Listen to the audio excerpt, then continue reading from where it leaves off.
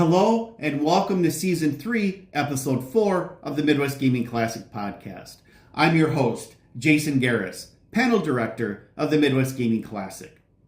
John Trudeau, Jeremy Packer, and Dwight Sullivan discuss how the three of them designed the Ghostbusters Pinball machine for the STERN Pinball Company. But before we get started, I wanted to mention that after this panel was filmed, it became known that pinball designer John Trudeau was arrested for possession of CP as well as other crimes, charges which he later pled guilty to. Well, we here at the Midwest Gaming Classic are horrified by this, the creation of the Ghostbusters Pinball machine, as well as the dozens of other games which Mr. Trudeau worked on were made by a team of people. We have chosen to air this panel in its original form to acknowledge the work of that team. In fact, for one team member, this was their first officially released game. Jeremy Packer, perhaps better known as Zombie Yeti, was introduced to the world with the Ghostbusters Pinball machine and has since created some of the most beloved pinball art for the recent games Iron Maiden, Deadpool, Primus, Teenage Mutant Ninja Turtles, Avengers Infinity Quest, among others. This panel will give us a look at how he started, and we are excited to have him part of it. And you know what? Enough of me talking. Why don't we get to the podcast?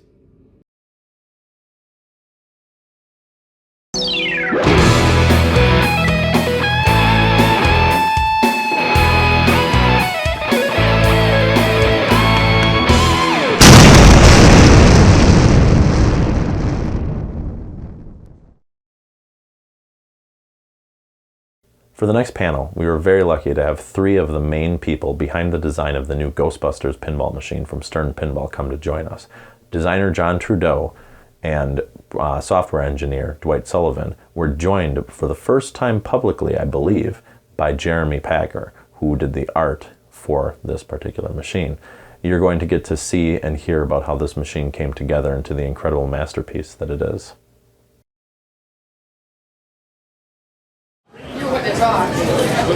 All right, we're going to get going here. How many of you have played the new Ghostbusters pinball game?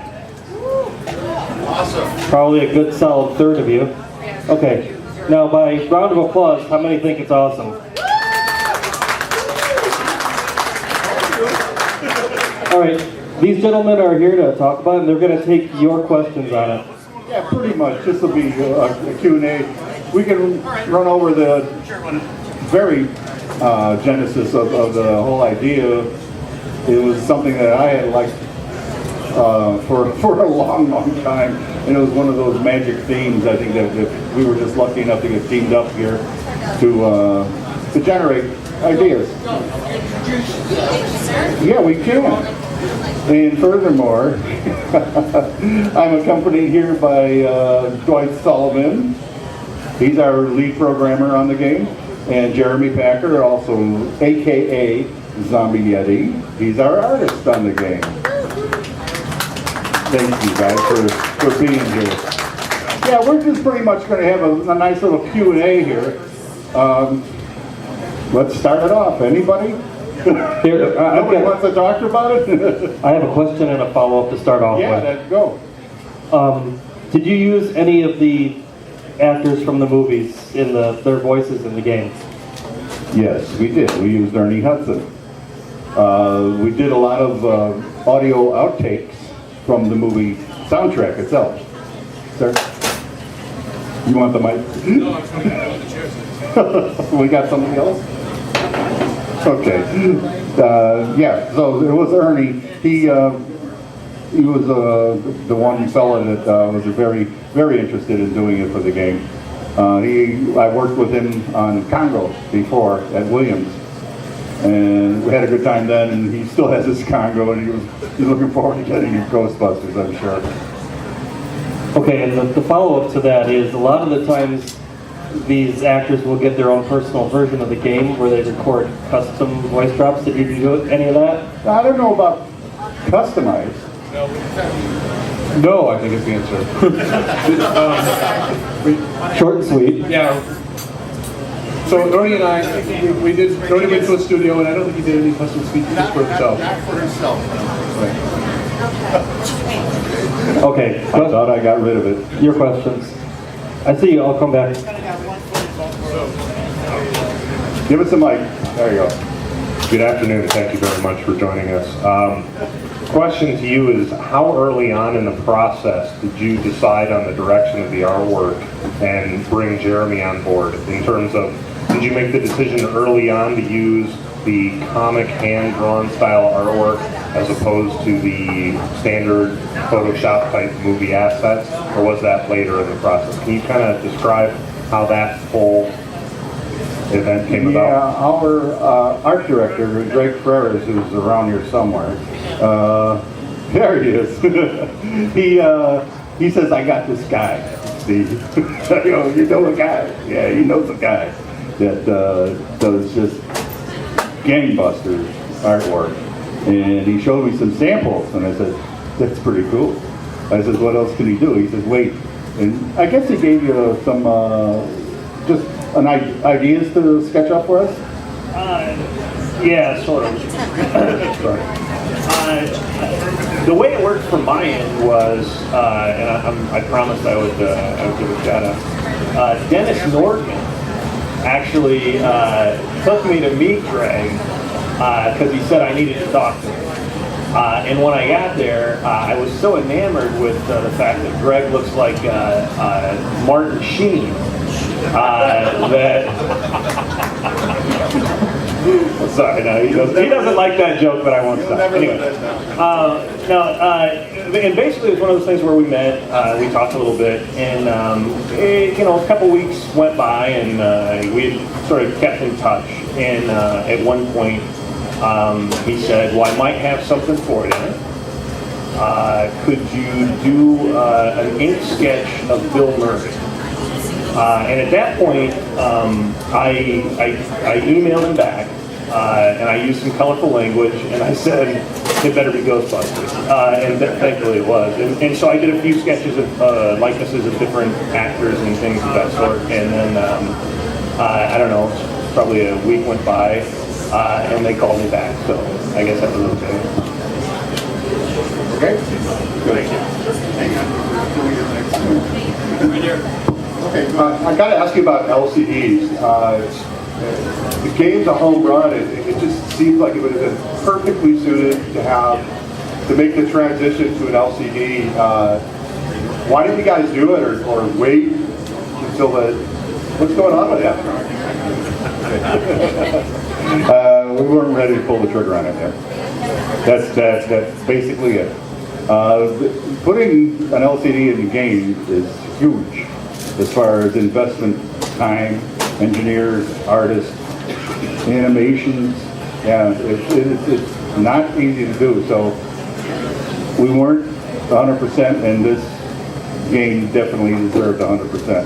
So I'd rather have the dot matrix in there and getting our black and white artwork on the screen, that so to speak. But there is an LCD in it, and the LE and the premium is only about this big. Yeah, we're moving toward LCD as fast as we can, and we want to do it right. So Ghostbusters needed to be out now, and it wasn't time for it. But I think the dots on Ghostbusters is awesome. So so I don't think it's missing that much. Do you know of any specific plans for an LCD game coming in the future? Yes. Yeah. The official answer, right, is Jody said it on some podcast someplace that at 2016 we're going to do an LCD game, and we're still on track for that. Thank you. Was the timing of doing Ghostbusters this year tied in at all to the female Ghostbusters movie coming out later this year? And if that's a hit, could you do like a skin of that movie on this machine? No and no. No, really. It's just totally a coincidence. I had wanted to do Ghostbusters for years, and it finally just came up. I don't know if that was part of the motivation to get the license. And I'm not the person to answer that question, but I was just very happy to see that they did it. And as far as I'm concerned, it's just a coincidence that the reboot, so to speak, is happening this year. Second question, in playing the game, there are these unique, for lack of a better term, plugs with little standoffs in the bottom corners of the outlays. Yes, they are. Can you tell us what those are for? No. But I can tell you that it's a possible mod. Okay, and we want to make all the machines available to the mod. I know, reading around that in about a month there's going to be a bunch of launch parties where people are able to play the games and such. And I know the big question, which no one's asked yet, is when are they going to get to see the premium and the LE with the special features? Do you know if it's going to be ready to be played at those launch parties, a premium or LE? And second part of that question is, when will we get a video or be able to see it? Probably not. Anytime, within the next month or so. Right now, the pros are coming down the line, and they're concentrating on that. And polishing up the LE code pretty much. It's going to come. I mean, we've got a few samples that went down the line on a trial basis, and everything seemed to go pretty well. Did you want to do something? I can imagine that. I'm working on the LE now, and I can imagine that Jody won't be able to hold back. That within a few days, a week or two, that he'll be in my office filming something, sneak little preview videos of stuff. And so I think within the next week or two, you'll see videos. Texas, how far along is the code? We released 1.0 a few days ago, Wednesday. These games reflect the Yeah, so I'm pretty proud of it. 1.0, it's I would call it complete. I mean, the game has wizard modes, it's fun, it has wizard modes, everything has dots, everything has sounds. It's as complete as it needs to be. And if you've never changed the code, I don't think you would ever complain. Now, if there's bugs, I'm going to fix the bugs. I will make new releases, as soon as I can. Like yesterday, I was working on Game of Thrones bug that I don't want to talk about. It took me all day. I have a question about the code. I noticed on the game you have the color changing inserts, the 7 shots, and you also have the no ghost inserts. Is there a possibility how on some modes making the specific shot you're looking for is always positive? Is there a possibility to make it so if you don't make the shot you want, it's going to be more negative towards what you're trying to accomplish? Yeah, that's a whole design philosophy that you're touching on that I'm kind of against. Sometimes I do it, but most of the time I don't like, and I don't know, maybe John's different, most of the time I don't like, shoot, I didn't make that, I didn't mean to make that shot, I didn't want to make that shot. If you I don't want to penalize a person for making a shot they didn't want to make. Yeah. So, I hate penalizing players. Because it just doesn't get the reward. Yeah, you want to make everything positive. You want to bring the negative up to a 0 or a small positive. And like the really cool thing is over here, and the weak cool thing is over here. And if you shot the weak cool thing, you're still cool, but you're not as cool as You're not weak. Yeah, but it's never negative.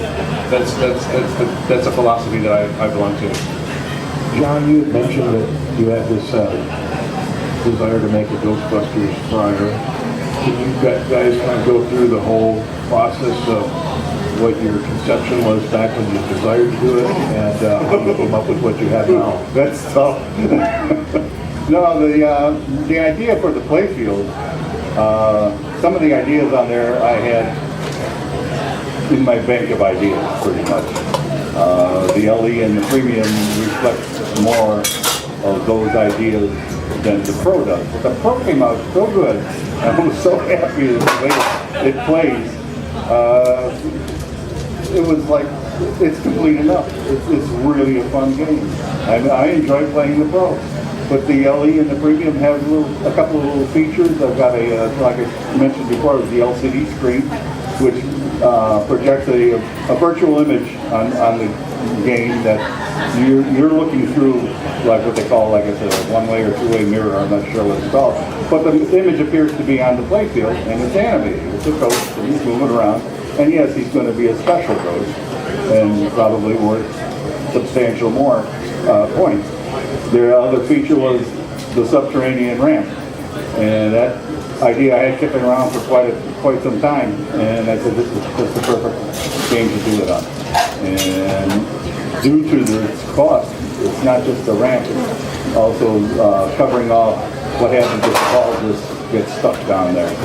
Well, we can't have that, so we have a way of getting it out.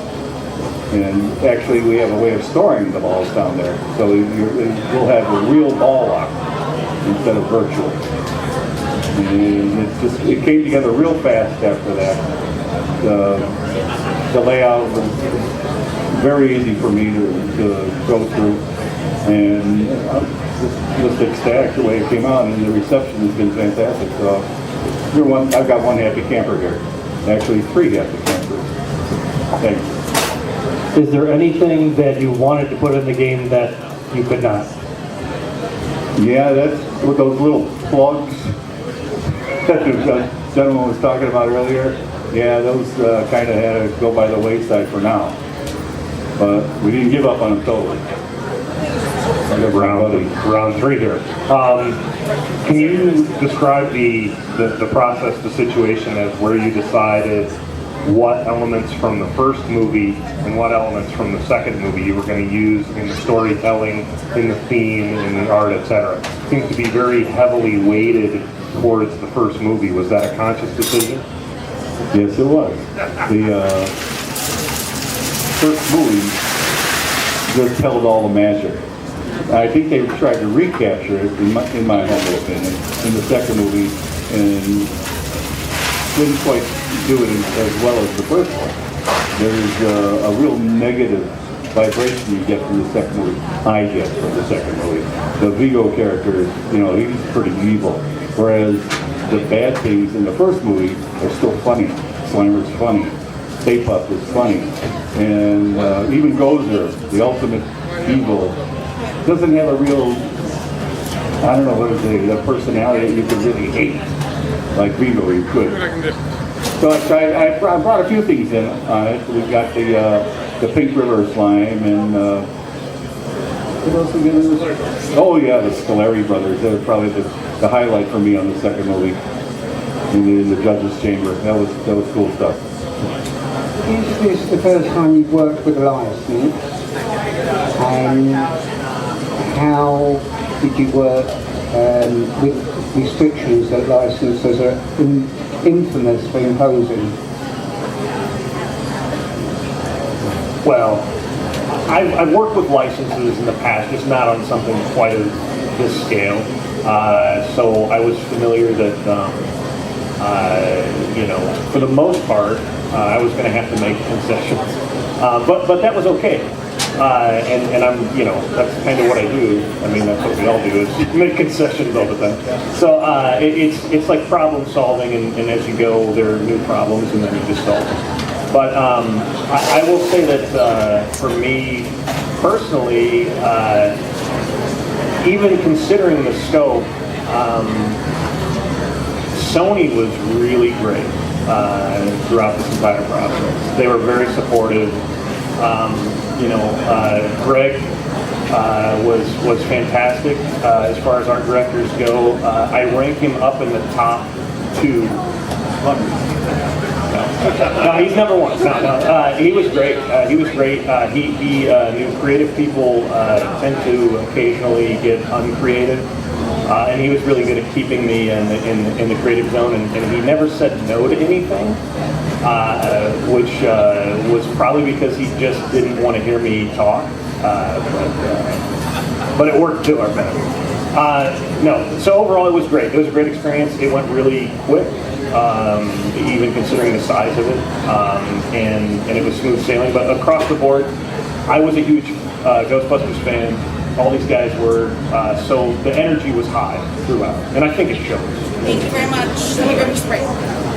Would you work with STERN again? Absolutely not a chance. Yeah, no, I might. What I said, actually, I told my wife after it finally came out. I said, the best thing I could possibly do is probably never do another one again. That'd be kind of good, right? Because then all of a sudden, In life after winning the Super Bowl. because then I can't fail. No, expectations will be high the second time around. But yeah, there's discussion, I guess. Maybe something like that. Do you want me to tell you what it is? Yeah. I can't. Has the topper changed at all from the first time we saw it on the? Well, yeah, it's gotten cleaned up a little bit. That was a prototype. Yeah. As a collector, the whole LE idea bugs the heck out of me. They sell out in a day or a few hours for people to know about it. 10 minutes. Why bother at this point? Why not just call it an SE? Make as many as demand warrants, and do exactly the same thing, exactly the same Pro, Premium, LE, SE, whatever. There's a lot of companies that make products that they call LEs that everyone knows are not. Why continue down this road? Doesn't make any sense. Marketing is not our strong suit, but I'll attempt to give you an answer. The LE is just that. It's a limited edition. They're going to make 500 whether the game is a big hit or not. And that's all there are. Now, if you want a game with all those features on it, it's a premium. Because it's basically pretty much the same game. It's got different cabinets, a little different artwork, but the game is there. The game is the same. So the LE is just for that. It's for the people that can get in their orders early. And this one was an exception because the leaks that were coming out of this like months before we were set to announce it, and it was kind of just a laughing matter at some point. It said, boy, they didn't get that one wrong, or boy, did they get that one right. And we're still looking to see where some of those pictures came from. But that's basically it. LE is the LE. I think what they did with this one, limiting it to 500, is a good number. I think that those people with the LEs will have a nice investment. Sorry, it's not the answer you want to hear. I'll add one thing from an art perspective, because I understand where you're coming from, obviously, because like I'm a long-time collector of many things, so I get it. For me personally, from what I try to do from the art perspective, is I try to make sure that nobody felt shortchanged. So that you could look at all three packages and go, okay, well, those are okay. And for the most part, I don't think anybody likes green up told. Would you? I don't know. So I figured the LE got to be really green. Nobody wants that. But apparently they do because it says LE. I don't know. No. Actually, I like that one. But I think at the end of the day, the benefits to be had coming from the outside in, as this is my first experience in the big boy world of pinball. I can say that what I saw, again, problems arise and we have to solve them. And sometimes that means you have to cut some features out to get to certain areas, and that leaves them for the others. But yeah, I'm following it. I think the people that are buying two of them and the folks that are getting them, the idea of it being an investment, the way that you're describing it, it's a fake investment. Like the investment is the game and the quality and everything that you guys produce.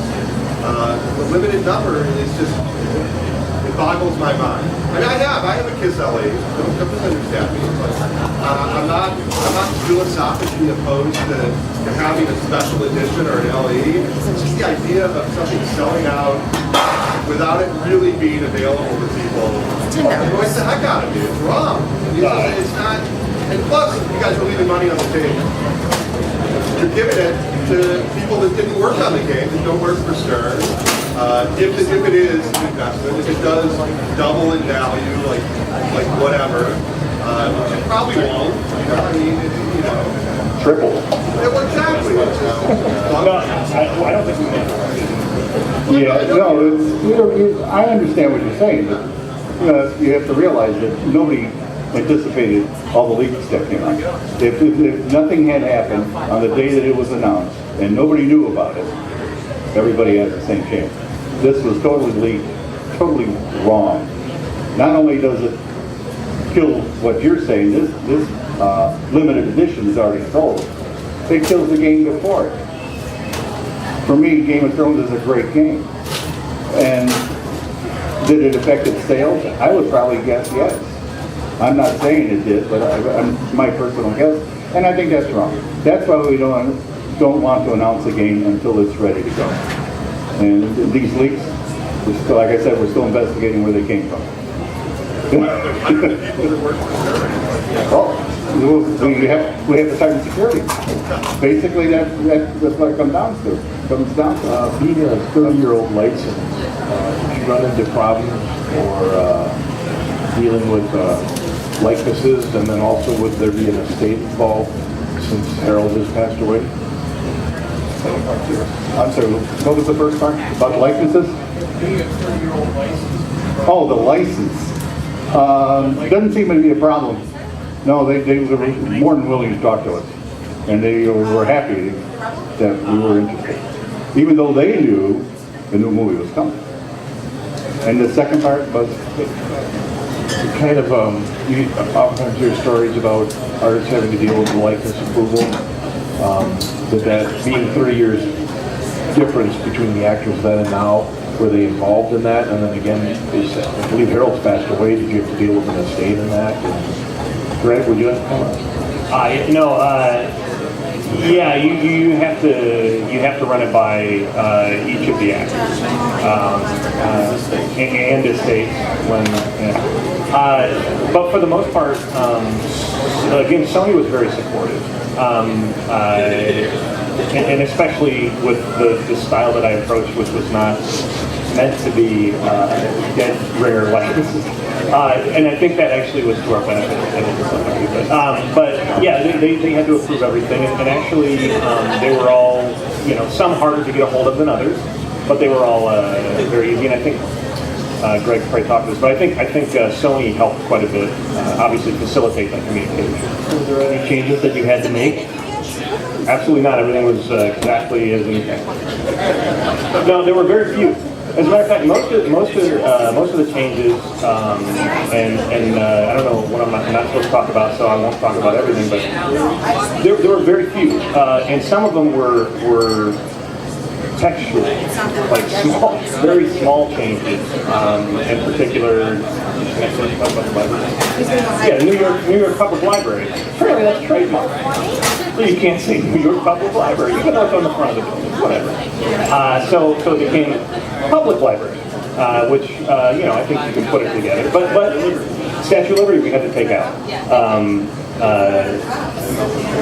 Also treatment, yeah, whatever. But for the most part, as far as likenesses go, there was I think only one that said. Okay, the phone is, you guys will know what I'm talking about. One that said, make their face look less puffy.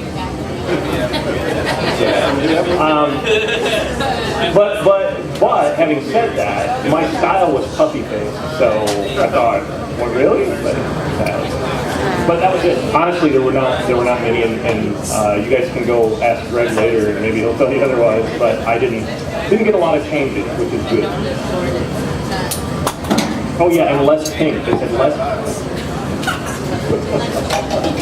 Positive feedback from the people that are involved is always a great thing to work with. Makes our job a whole lot easier. Hi, actually this is a question for Dwight. Could you talk a little bit about the premium and some of the differences as far as the software for like the magnetic slings in particular? Sure. Almost all the differences between the premium and the pro are all physical. But I can speak to them if you want, because I'm currently implementing them like tomorrow. And so there's the ramp that goes underneath. The main difference is it can lock 3 balls. So now storage facility multi-ball now flips to a ball lock screen. It locks the ball, kicks out another ball, puts it in play. Or it comes down and it just goes down and back up. No software changes, but it's still very, very cool. Like every single time the ball goes down and back up, I smile. I can't stop myself. There's the magnetic slings. The magnetic slings we worked on. All right, so we worked on 2 Januaries ago for just a little while, and we got them to the point where wow, that has to go in a game, and it's perfect in this game. And then we shelved it, and we, because we developed the Pro first. A lot of people don't understand that the LE is designed first, but the Pro is developed first. So for months, I have a Pro in my room. I'm working on Pro code. Pro code is, Pro fun is very important to all of us. So now I'm working on the magnets again for for a while, and we got them again working like a couple weeks ago, and again they're like, wow, that's pretty awesome. So yeah, that's not your daddy's slings. That was what we were saying, and we were bringing everybody in my office that day when I got them back working again a couple days ago, and like, yeah, these are not your daddy's slings, because they don't do what you expect, and then sometimes they do really weird, cool things, and you just gotta wait and see them. So that's 2. So what else? We have the Ecto Goggles.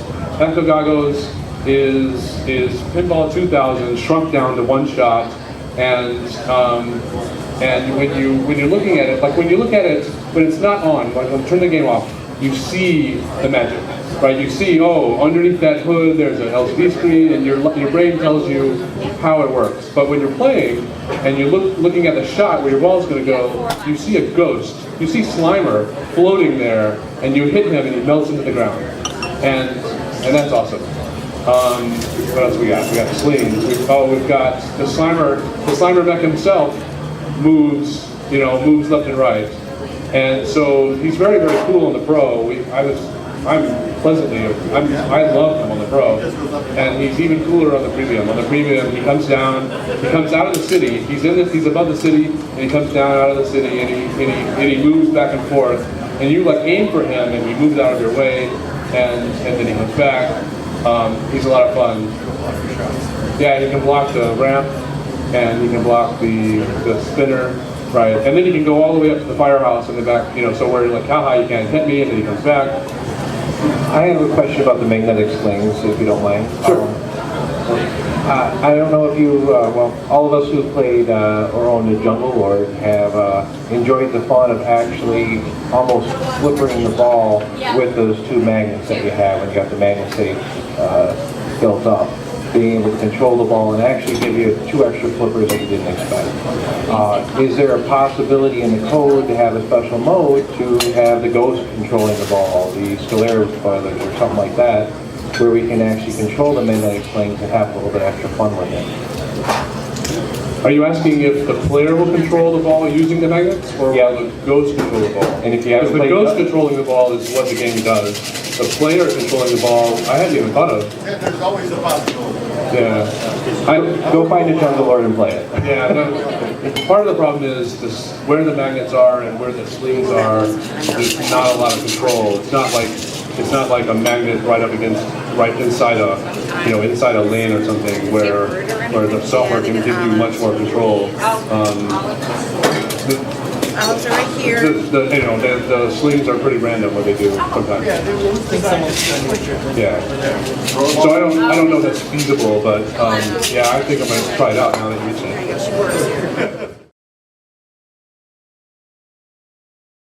And there you go. That's the end of this week's podcast panel. I hope you enjoyed it as much as I did, learning about how Ghostbusters Pinball for the STERN Pinball Company was designed by 3 very talented people. And even though I had mentioned what had happened at the beginning of this podcast, please don't let it taint how you feel about the game itself.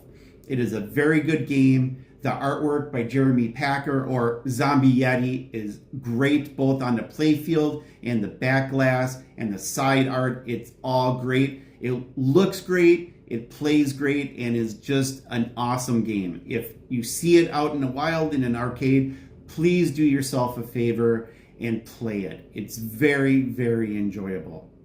And that's it. That's the end of the episode. I hope you enjoyed it as much as I did. And until next time, take care, stay safe, and game on.